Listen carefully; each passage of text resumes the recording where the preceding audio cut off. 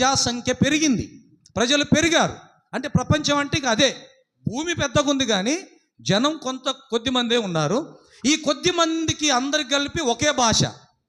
చెప్పండి, ఒకటే భాష, ఒకటే భాష, ఒకటే భాష, ఒకటే భాష. ఆ భాష ఎక్కడికి దారి తీసిందంటే, వీళ్ళందరూ మనము భూమి మీద ఒక పెద్ద టవర్ కట్టాలి. ఏం కట్టాలి? ఆకాశం మట్టు కంటే టవర్ కడదాం మనం. ఎప్పుడు ఆలోచన ఇదంతా?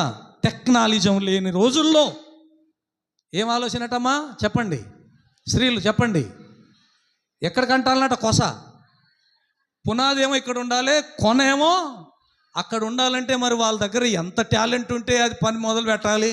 మొదలుపెట్టి వాళ్ళట దేనికోసం కడతారట? దేవుని మహిమ కోసం అనుకుంటున్నారా? చెప్పండి అమ్మా. మనకు పేరు తెచ్చుకుందాం. ఎవరికి? మన పేరు మారుమోగాల మరి రాబోయే జనరేషన్కి. దేవునికి స్తోత్రం, హల్లెలూయా.